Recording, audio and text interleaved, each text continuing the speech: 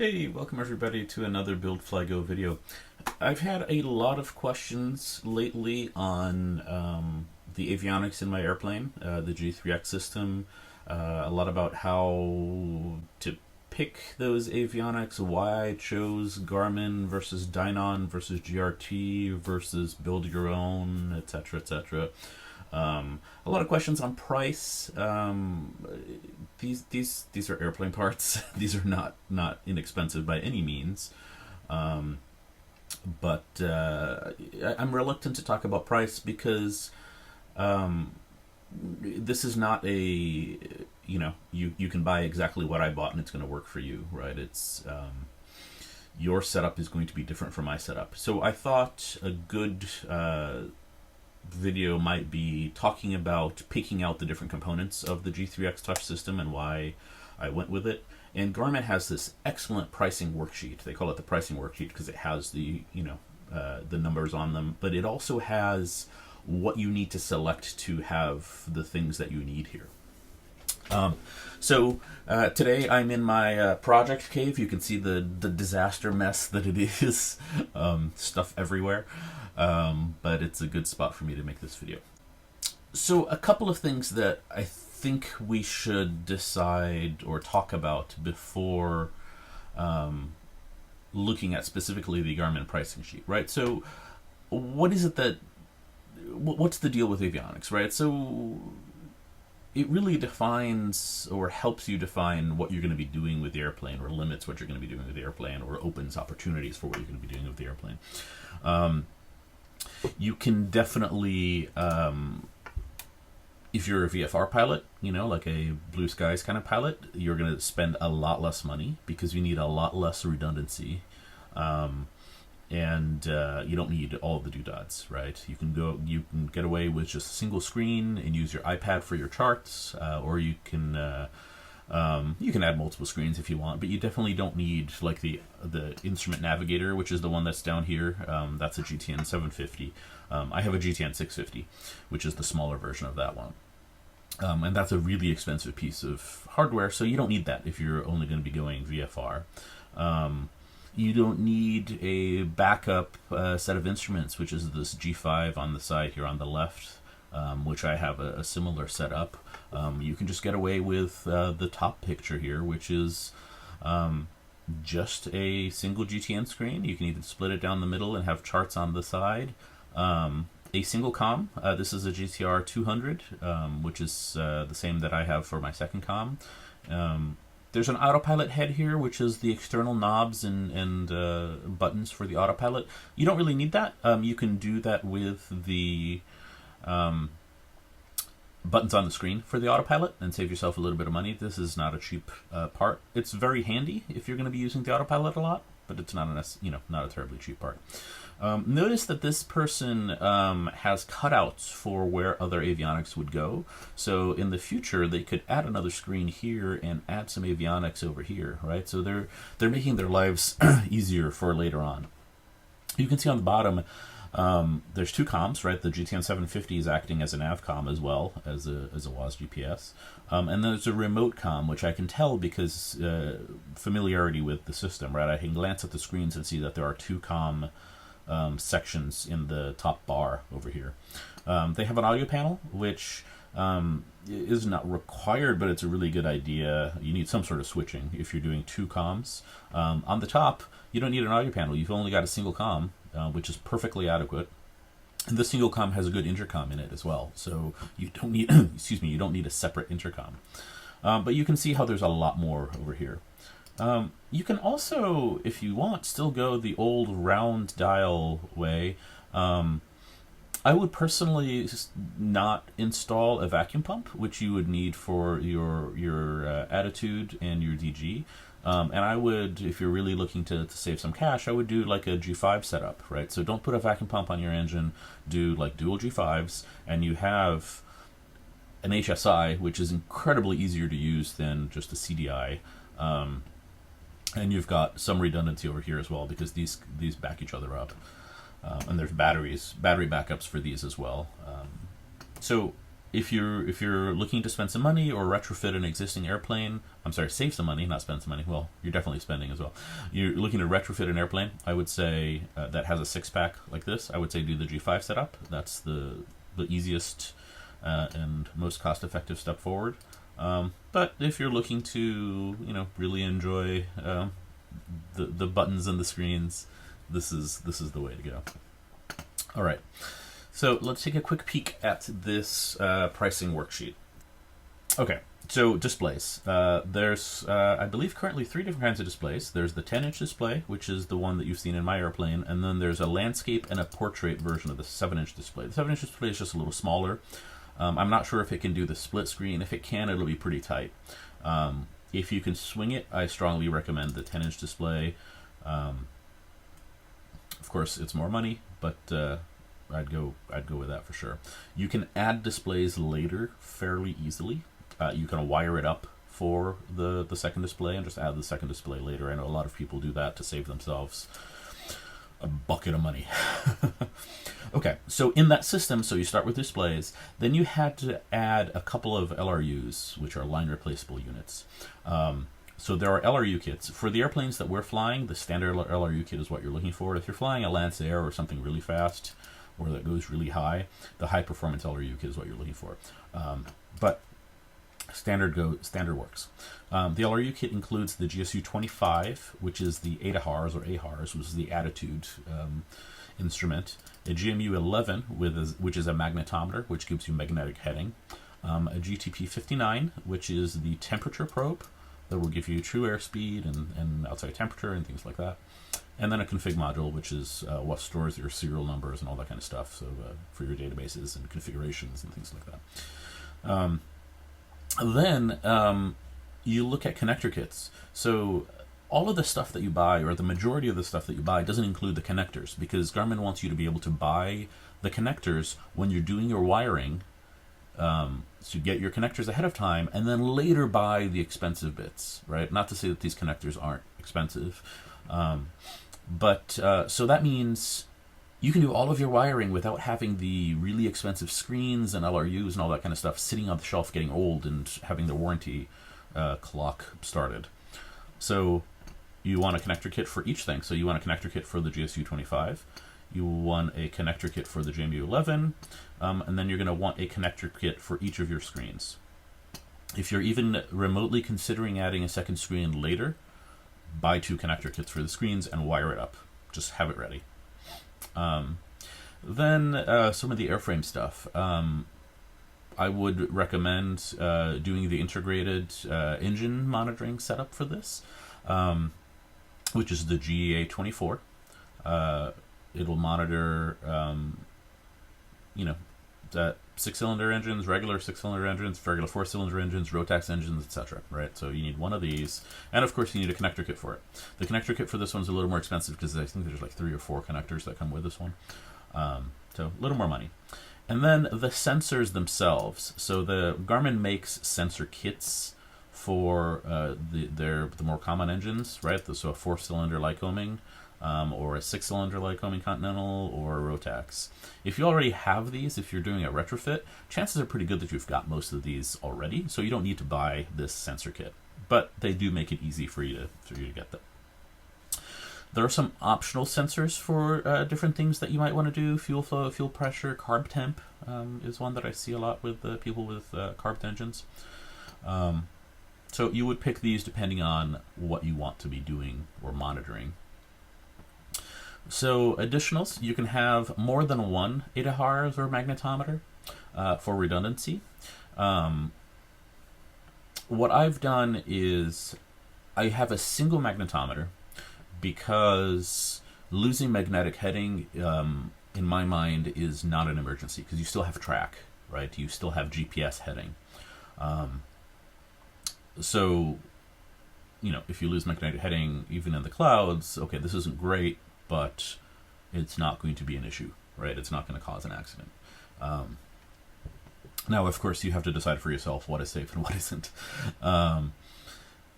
Losing your only source of attitude is an emergency. So one of the things that is available that you can do, or a functionality of the G5, which is your backup instrument, is it is connected to the same CAN bus, which is the data bus that connects all of the Garmin gear. Excuse me.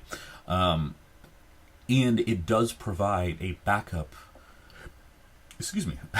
a backup attitude source for the G3X screens. So if you have a G5 in there, arguably you don't need a second ADAHRS, a second GSU-25, because if your main GSU-25 dies, you still have the attitude information from the G5 that is being provided to the rest of the system. So that's what I did. So there's a G5, and a single G5 is my backup instrument, and it's providing backup attitude to the environment. So autopilot servos, 2 servos. The RV9/9A doesn't need a yaw damper.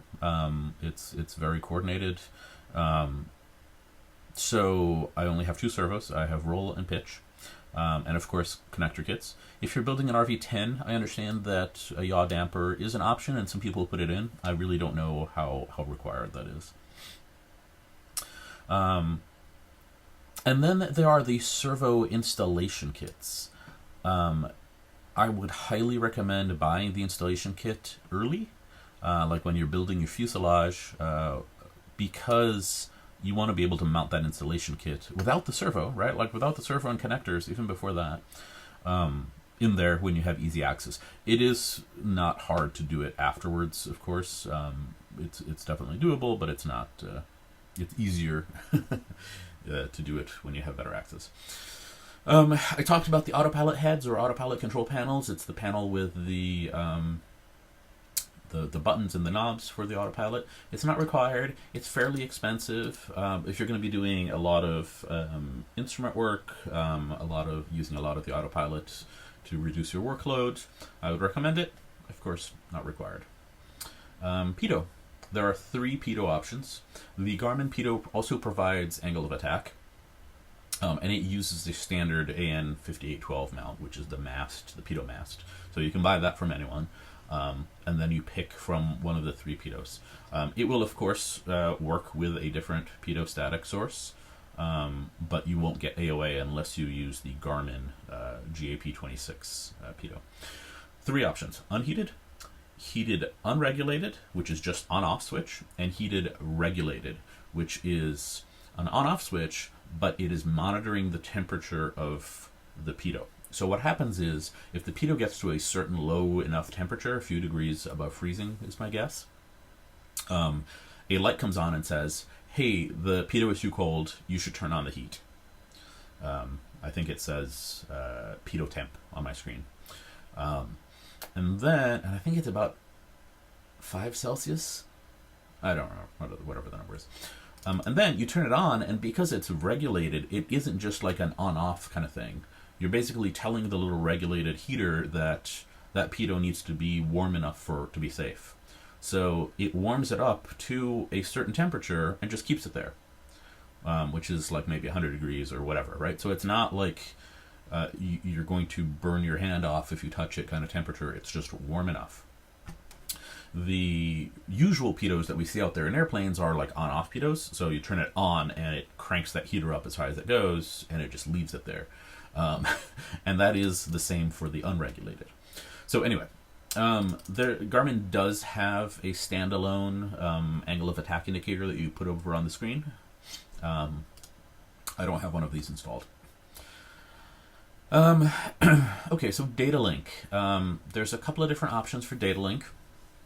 Datalink is effectively ADS-B and SiriusXM weather and radio.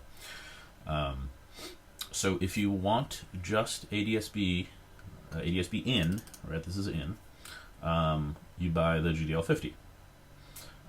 If you want just SiriusXM in weather and radio, you buy the GDL51R. And if you want all of the above, you buy the 52.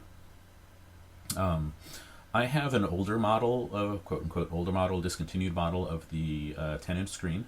It's the same screen, it just has the built-in SiriusXM receiver in it. So I don't have a remote SiriusXM receiver. Okay, so I actually don't have any of these. I have the GDL39R, which is an older version of the 50R. It's similar, it has one fewer serial port, that's really the main difference.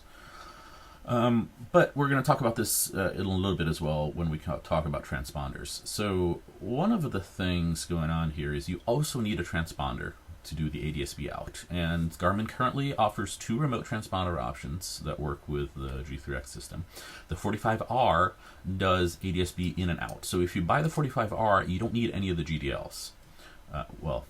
You don't need the 50 or the 52. It doesn't give you Sirius XM. It's $3,500, which is a good bucket of money. If you buy the 35R, it doesn't do in, it only does out, right? So you need a out transponder of some sort. Note that these don't provide a ADS-B out compliant position source, which is the second part of the ADS-B out equation, is you need a WAS position source. So you can get a position source either from a unit like the GPS 20, which Garmin provides, which is that much money, or if you have a WAS RNAV navigator, that can also be a position source. So one or the other. So if you're going to do a VFR airplane, you could do this, because it's after January 1st. Or there's a couple of more options that we're going to talk about in the future, further down. So comms, we're talking about experimental aircraft here. Note that this is the experimental pricing worksheet. None of these prices are valid for the certified stuff. So with the experimental stuff, I'm not going to look at these TSO'd comms and nav comms because they're just, I'm sorry, they're too expensive. I can buy the experimental version, which is great. So the GTR 200B, 200, or 20. The 20 is the remote version of the 200. There are no knobs on the panel. The 200B is the 200 that has built-in Bluetooth. So you pay $200 for it to have built-in Bluetooth for you to do music or phone or whatever. I find this to be extremely handy. I've used it a lot. But if you already have headsets with Bluetooth, if your headsets already have that functionality, you maybe don't need to spend those $200. Also, there's quite a few used GTR 200s coming up from people upgrading to the 200B, so you could probably get a deal on the GTR 200. Okay, the GTR 225 is basically the certified version of the 200, so ignore that. Don't spend the extra gajillion dollars on it. Garmin does make a navcom, but only in the certified. So you're going to pay certified money for a navcom. I would not actually, at this point, recommend that. I would recommend, if you need a navcom, buy a GTN 650 instead. But we'll get to that later on. GAD27 is an interface box that Garmin makes that lets you control your lights, like flip-flop your lights, control your flaps, do flap speed limiting, and a bunch of other stuff.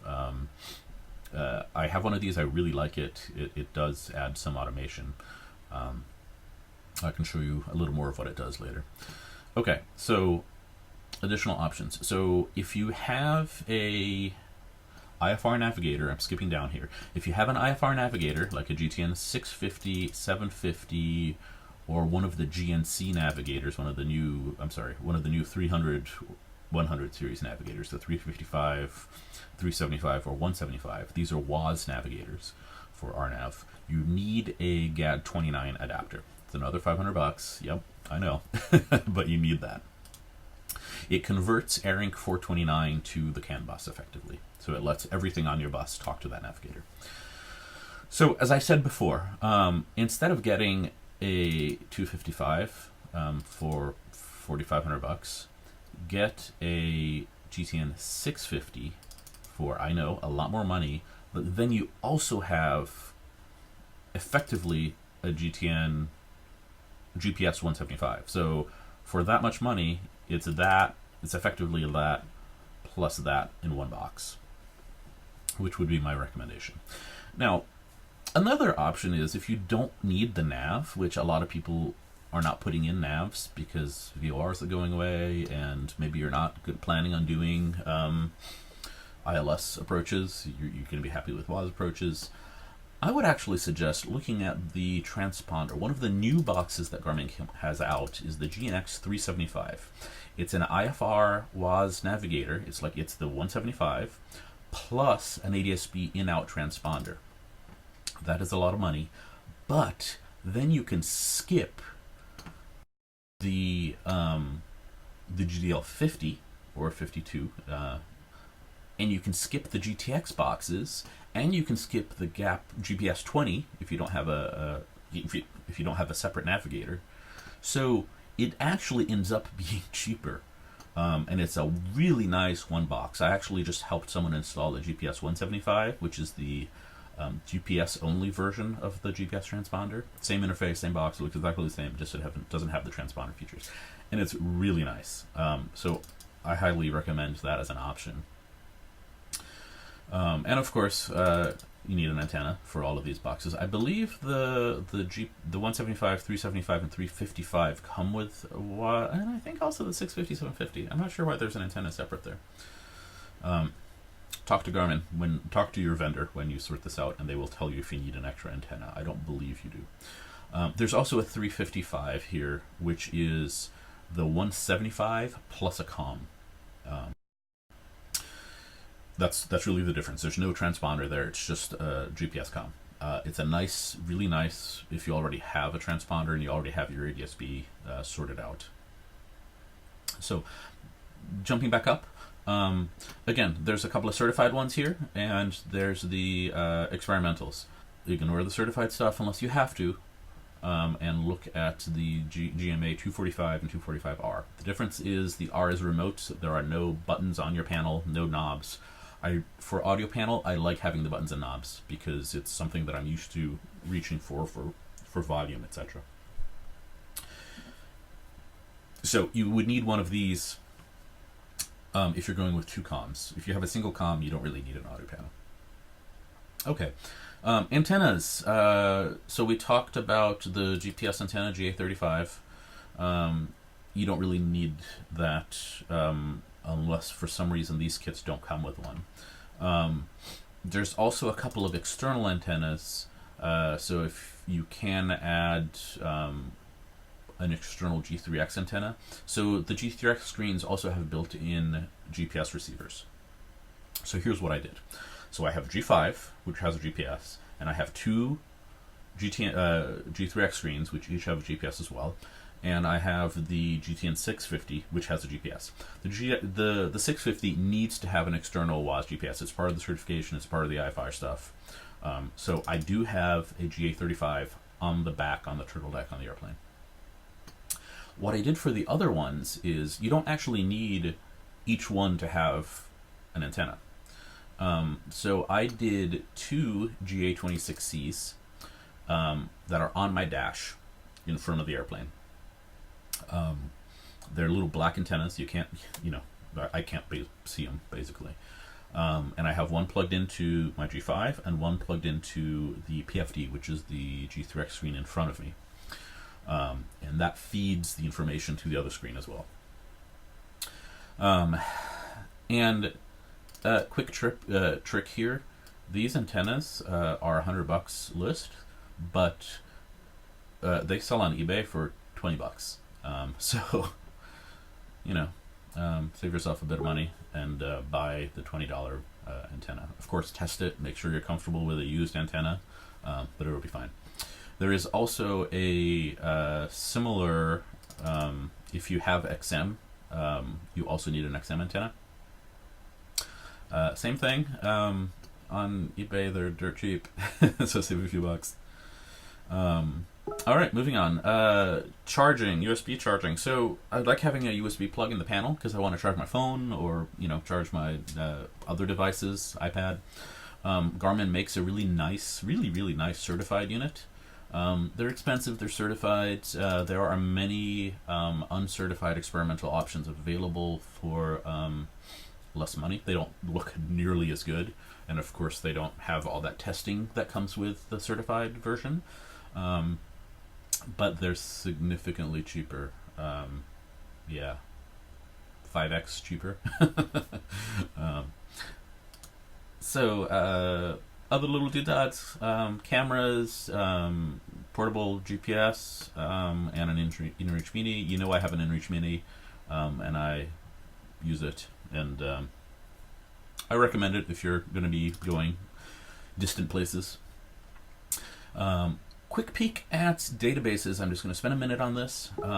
So the databases are broken up between what you get in them and the region, right? So there's the two Europe regions over here. They're fairly expensive because Europe charts for some reason are really expensive. If you're not in Europe, you can ignore that. There is the Americas region, which is North and South America. Also a little bit more money, but it includes all of the charts that Garmin has for the Caribbean and South America and all that kind of stuff, Brazil. So if you're going to go down there, or you live down there, that's one way to do it. And then there is North America, which is US and Canada. I don't know if it includes Mexico and Caribbean, for $199. And then there are two US databases. The US mini database is missing flight charts and the IFR VFR charts. And it looks like the airport directory as well. It's a $100 difference, but we're talking $150 per year versus $50 per year. Having flight charts, which is approach plates, and IFR VFR charts and terrain and the airport directory is very much worth the $100. The airport directory will tell you about if there's a car there, what the phone number for the FBO is, what the FBO setup is, like what's available. And the IFR VFR charts, even if you don't plan on flying via IFR, having that gives you the opportunity of, oh crap, something went wrong, I'm in a cloud, or, it gives you a little more out, right? And it gives you more charts that you have access to in the aircraft. Honestly, I would not get the Mini. I would get the Lite, pay the extra $100, and have access to all that additional information. Okay, and there's my phone ringing. Hold on, decline. And that's really it. So thanks for watching. If you have any questions on all of this, please ask in the comments. Thanks.